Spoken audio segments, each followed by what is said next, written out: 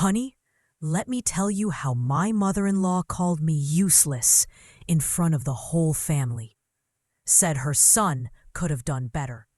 Said I'd never be good enough for them. And that was just the first night I went to their house. 10 years. 10 years I endured their humiliation, their insults, their disrespect. 10 years while I was building a business empire in silence, while they thought I was just a housewife. And then their business went bankrupt. They lost their home. And my mother-in-law, the same woman who called me useless, stood at my door with tears in her eyes, begging me to help her. $1 million she wanted. Just $1 million to save them. And you know what I told her? The same thing she told me 10 years ago. You're not good enough. And I closed the door in her face. Now settle in, because this story starts 12 years ago when I met a man named James and thought I was marrying just him. Part 1. The Perfect Man. I met James Martinez at a coffee shop. I was 26, working as a junior marketing coordinator at a small agency, living in a tiny studio apartment, making just enough to get by. He was 28, handsome, kind, working as an accountant at a mid-sized firm. We talked for 2 hours that first day about books, music, dreams, life. He asked for my number, called me the next day. We went on our first date that weekend. Dinner at a modest Italian restaurant. Nothing fancy, just comfortable. He was easy to talk to, made me laugh, listened when I spoke. No red flags, no warning signs, just a good man. We dated for a year before he proposed. It was simple, a picnic in the park, just the two of us, and a ring he'd saved 3 months to buy. I said yes without hesitation. I loved him, truly loved him. I need to tell you something, he said, after I said yes. My family can be a bit much. My mother, especially. She's very protective, very traditional. She might need some time to warm up to you. That's okay, I said. I'm sure she'll come around once she gets to know me. I was so naive, so hopeful, so completely unprepared. Part 2. Meeting the family. James took me to meet his family 2 weeks after we got engaged. They lived in a large house in the suburbs, 5 bedrooms, 3-car garage, perfectly manicured lawn. His father, Roberto, owned a successful construction company. His mother, Carmen, had never worked a day in her life, but ran that household like a military operation. James had 2 sisters, Maria, 30, married to a lawyer, and Sophia, 25, engaged to a doctor. Both marriages approved by Carmen. Both husbands from good families with money and status. When we walked in, Carmen looked me up and down like I was something she'd scraped off her shoe. I was wearing my nicest dress, had my hair done, tried to look presentable. But I could tell immediately I wasn't what she wanted for her son.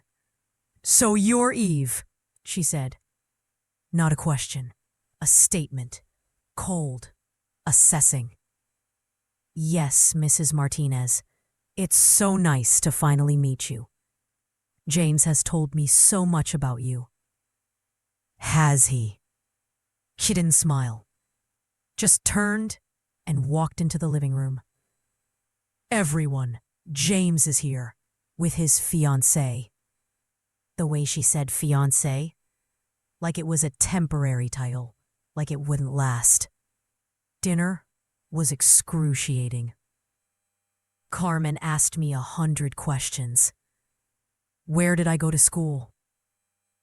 What did my parents do? What kind of work did I do? How much did I make? Each answer seemed to disappoint her more. Community college and then state university, I said. My parents are both retired. My father was a postal worker. My mother was a secretary. I work in marketing. I make $42,000 a year. Carmen's face said it all. Not good enough. Not nearly good enough. And what exactly do you do in marketing? I help develop campaigns for clients, social media, advertising, brand development. It's actually really interesting. I'm sure, she cut me off. And you think that's a stable career? Something you can build a future on? I think it's a growing field with a lot of opportunity. Sophia is marrying a doctor, Carmen interrupted. Maria is married to a lawyer. These are real careers, respectable careers, careers that provide security. James squeezed my hand under the table. Mama, Eve is great at what she does. She's talented and hardworking. I'm sure she is, mijo. I'm just saying that marketing isn't exactly doctor or lawyer, is it? The rest of the family was silent. Roberto ate his food and said nothing. Maria and Sophia exchanged looks. Their husbands, David the lawyer and Carlos the doctor, looked uncomfortable but didn't defend me. After dinner, Carmen pulled James into the kitchen. I could hear them arguing in Spanish. I didn't speak Spanish fluently, but I understood enough. She was telling him he was making a mistake, that I wasn't good enough, that he should reconsider. When we left that night, I was in tears. James apologized over and over. She'll come around. She just needs time. Once she gets to know you, she doesn't want to know me, James. She's already decided I'm not good enough. Then we'll prove her wrong, together. I wanted to believe him. God, I wanted to believe him. Part 3. The wedding and the comments. We got married 6 months later. Small ceremony because we couldn't afford anything big. 50 guests, a rented hall, a simple dress I found on sale. Nothing extravagant.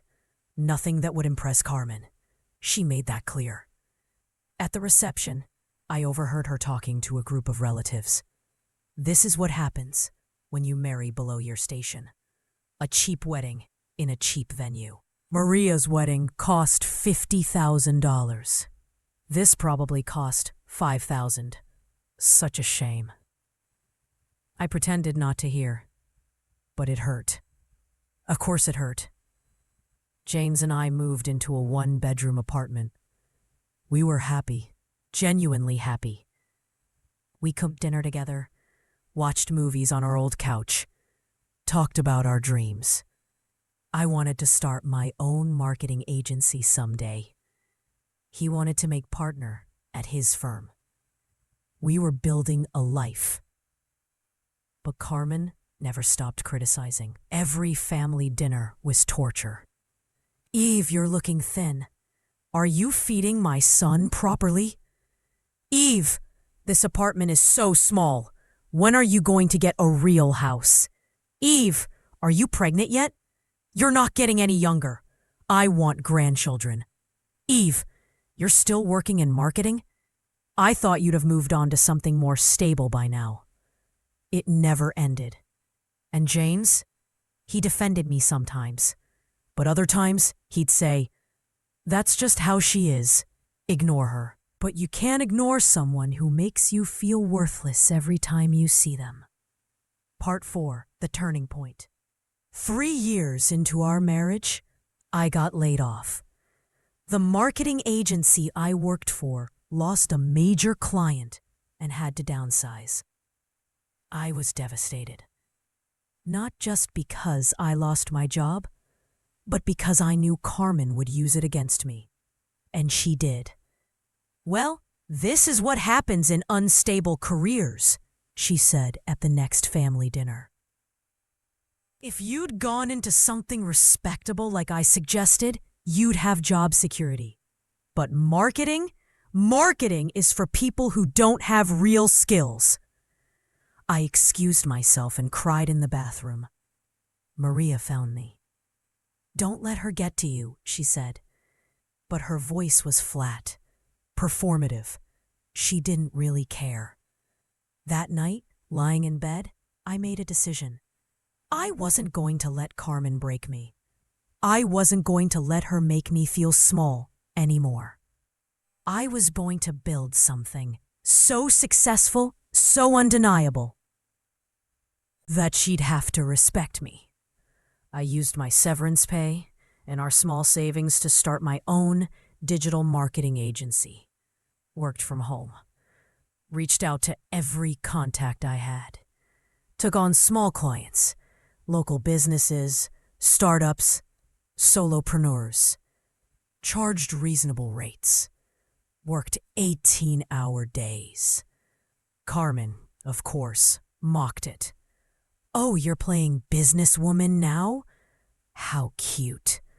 Let me know when you get a real job. But I didn't stop. I landed a major client 6 months in. A tech startup that needed help with their launch. I did such good work. They referred me to 3 other companies. My client list grew. My revenue grew. After a year, I was making 6 figures. After 2 years, I hired my first employee. After 3 years, I had an office and a team of 5. Part 5, the empire grows. By year 7 of our marriage, my agency was thriving. We'd rebranded, moved into a bigger office, had 20 employees, and were working with Fortune 500 companies. I was making 7 figures a year. 7 figures. James knew, of course.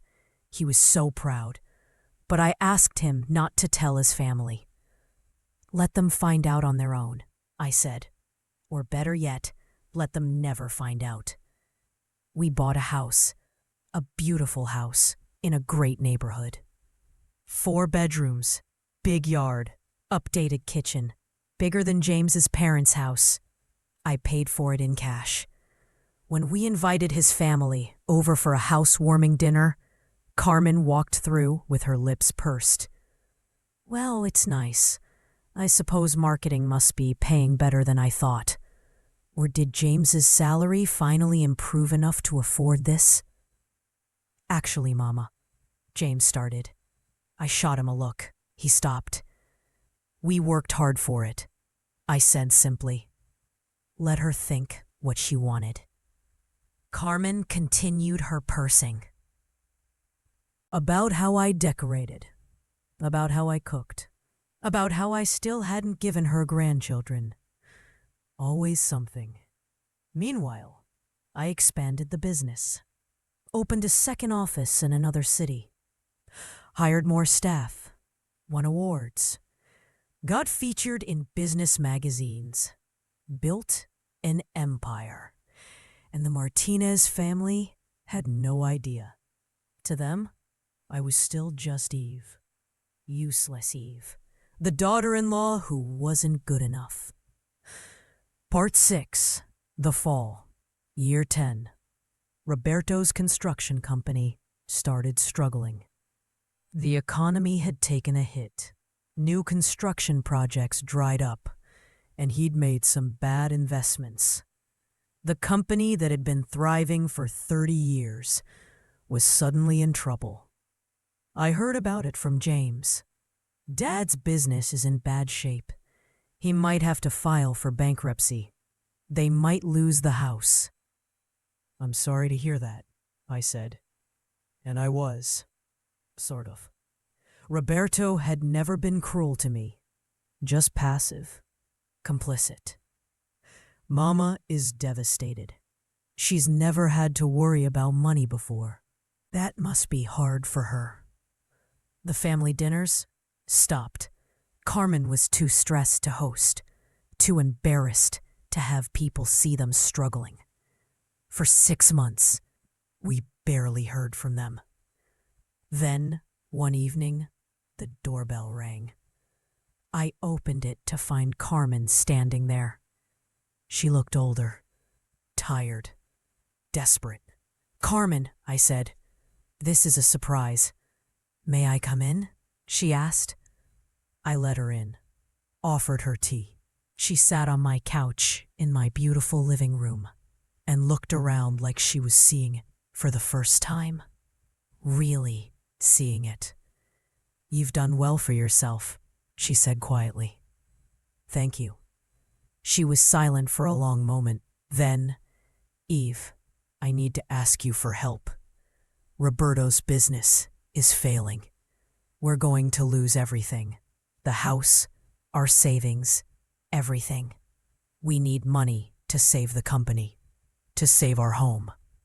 "How much money?" $1 million. She said it like it was nothing, like I just have $1 million lying around. "James mentioned you've been doing well with your little marketing thing. I thought maybe you could help. As family. My little marketing thing." Even now, even when she was begging, she couldn't respect what I'd built. $1 million. I repeated. "We'll pay you back, with interest, once the company recovers. Please, Eve, I'm begging you." I looked at this woman who'd called me useless on day one, who'd mocked my education, my career, my worth, who'd made me feel like I wasn't good enough for 10 solid years, who'd never once said a kind word to me, never once treated me like family. And now she wanted $1 million. "Carmen," I said calmly, "do you remember the first time I came to your house? When James introduced me as his fiancée?" She looked confused. "Of course. Do you remember what you said? After dinner, when you thought I couldn't hear?" Her face changed. She remembered. "You said I was useless, that James could do better, but I'd never be good enough for your family. Those were your exact words. Eve, for 10 years, you've treated me like I was beneath you, like I was a burden, like I was lucky your son married me instead of the other way around. You mocked my job, my apartment, my cooking, my appearance. You made every family gathering miserable. You never once asked about my life, my dreams, my business, never once treated me with respect." "I'm sorry," she whispered. "I was wrong. I see that now. You've built something impressive. You're successful. I'm the same person I was 10 years ago." I cut her off. "The only thing that's changed is my bank account. But that's what matters to you, isn't it? Money, status, not character, not kindness, just money. Please, Eve, we're desperate. We're family. No, your son is my family. You're the woman who made me cry in bathroom stalls, who made me feel worthless, who told James he should leave me." Her eyes widened. "You knew about that?" "Of course I knew. He told me. Every time you told him to divorce me, every time you said he'd made a mistake, he told me. And you know what? It motivated me. Every insult, every put down, every dismissive comment, it fueled me, made me work harder, made me build something you could never take from me. So you're saying no. I'm saying exactly what you said to me 10 years ago. You're not good enough. You're not good enough for my help. You're not good enough for my $1 million. You're not good enough for my respect." Tears were streaming down her face now. "Please, we'll lose everything.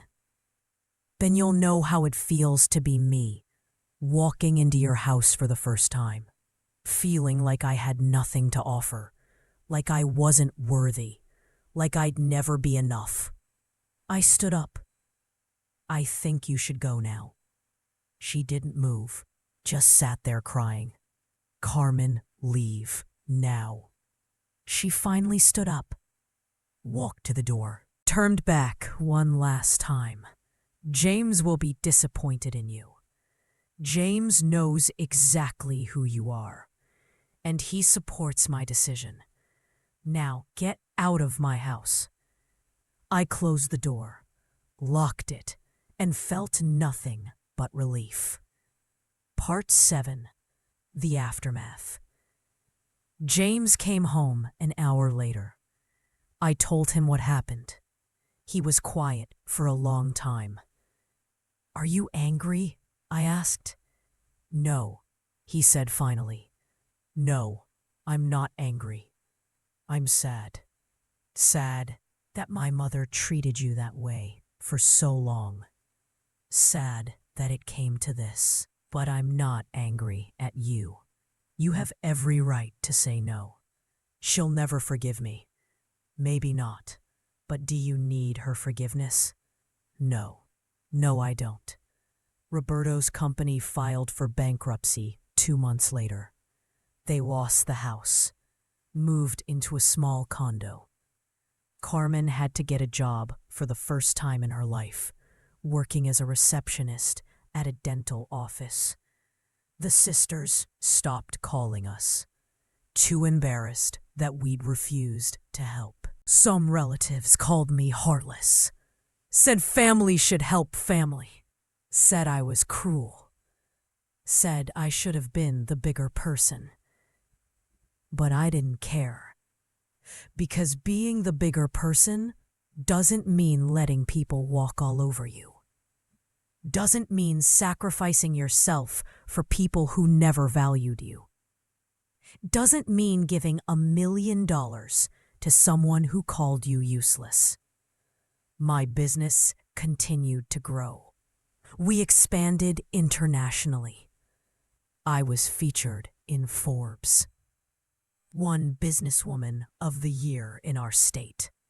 Built something real, something lasting, something mine. James and I are still happily married. We have 2 kids now, a boy and a girl. Beautiful, smart, kind kids. Carmen has met them exactly twice. Supervised visits. She sends birthday cards. I send polite thank you notes. That's the extent of our relationship. The kids ask sometimes why they don't see Grandma Carmen more often. I tell them, sometimes people make choices that hurt others.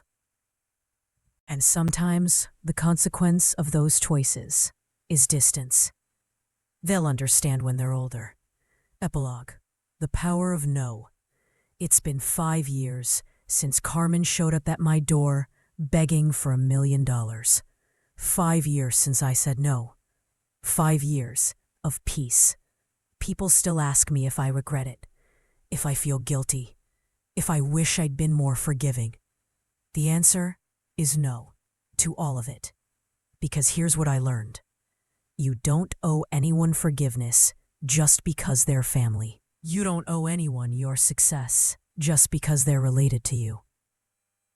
And you certainly don't owe anyone $1 million just because they decided, after 10 years of abuse, that you might be useful after all. Carmen didn't want help from me. She wanted money from me. There's a difference. If she'd valued me as a person, as family, she would have treated me with respect from day one. But she only came around when she needed something. That's not family. My business is worth $20 million now. I employ over 100 people. I mentor young women starting their own businesses. I donate to charities that help women escape toxic situations. I do real good in the world. And Carmen? She works her receptionist job, lives in her small condo, watches her friends and relatives live the life she used to have. I don't take pleasure in her struggle, but I don't feel guilty about it either. Because her situation isn't my fault. It's the consequence of her husband's bad business decisions. And her isolation isn't my fault either. It's the consequence of her own cruelty. Actions have consequences. Treat people poorly, and they won't be there when you need them. It's simple. James's relationship with his family is strained. He talks to his father occasionally, his sisters rarely, his mother never. He says he's at peace with it, that he should have stood up for me more in the beginning, that he's proud of me for standing up for myself now. "You're the strongest woman I know," he told me last week. "You took everything they threw at you and built an empire anyway. You didn't need their approval. You didn't need their validation. You just needed yourself." He's right. I didn't need them. I never did. I needed to believe in myself. Work hard. Stay focused. Build something real.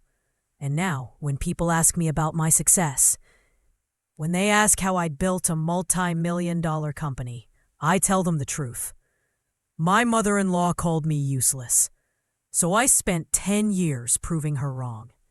And when she came begging for help, I remembered every insult, every put-down, every moment she made me feel small.